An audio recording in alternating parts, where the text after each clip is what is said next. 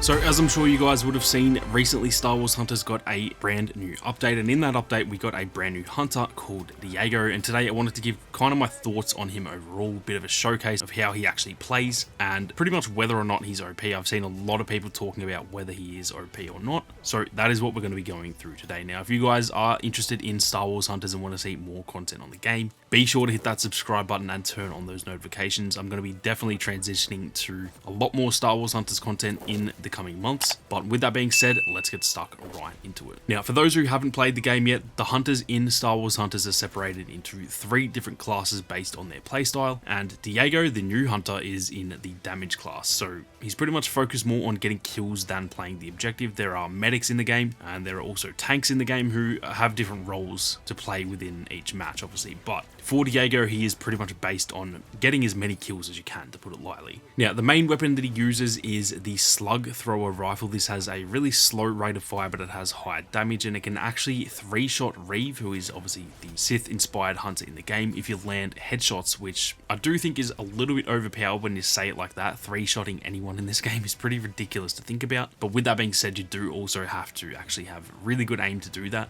landing shots to the head, especially with Diego, who most of the time you're going to be probably playing from range. It isn't that easy to do, so it sounds pretty OP on paper, and I do think if you're like absolutely cracked at the game and you have unbelievable aim, then yeah, maybe it is bordering OP, but I do think you have to have some level of skill to be able to sort of get to that level anyway. Now, in terms of his 3 abilities, his Bullseye ability is pretty much just a temporary increase to the rate of fire of that blaster. It is very similar if you guys played Battlefront 2, where Han has the ability that pretty much makes his blaster shoot a lot faster. It's pretty much exactly the same as that. So this one is really fun. It's really good in close quarters if someone's kind of pushing you, because obviously with the slow rate of fire up close, you are going to get absolutely slapped. As for his second ability, this is the Prox Mine, and it's not really the same as like a regular mine. It actually has like a small arc where it's only going to blow up from that direction. It's actually pretty similar to a claymore, but it just looks like a mine. So if someone comes up behind it, for example, it's not going to blow up. It has to be from a specific direction, and that is pretty much the direction that you throw it down in.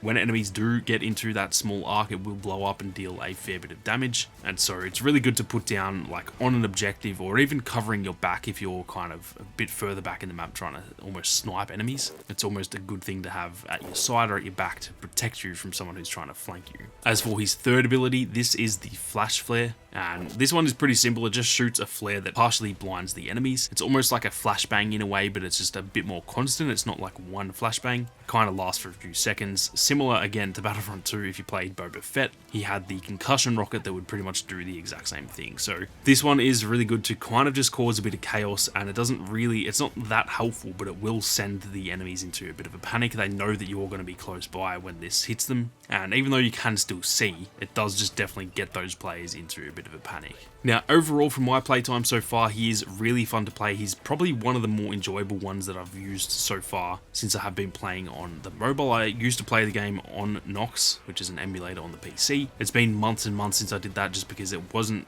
really that well optimized. But recently I've been playing a lot more on my actual phone, playing with a controller, and keep your eyes peeled. I've got a video coming on that in just a few days. But yeah, ever since I've been sort of playing the game again, he feels like he's one of the more enjoyable characters to play, which is definitely a really good thing. You obviously want any new hunter or new character in any game to be enjoyable to play. He is really, really good from distance, which kind of makes him a little bit hard for melee hunters to deal with. But with that being said, if you do get close to him, then you are going to absolutely melt him. He's not very good up close when you're against like a J3DI or Reeve. And even like Groz, who's not that big of a damage output type of character, he can pretty much slap Diego if he gets up close. So I do think he is relatively balanced. Like I said earlier, I do think I've seen a lot of people kind of jumping the gun saying that he's overpowered. I can kind of see why, because if you do get, deleted by him in 3 shots if you're playing as Reeve, it's going to feel like he's overpowered, but personally I don't think he is. He has more than enough weaknesses that come with those strengths, and as far as I can tell from my playtime, I feel like he is relatively balanced. I've had some really good games with him, but I've also been absolutely destroyed when I'm playing as Diego too, simply because if you're not playing him correctly, if you're trying to rush in and stuff like that, he can be a real struggle against some of those melee hunters, and even, for example, someone like Amara Vex, who is a bit more of that like mid-range type of hunter,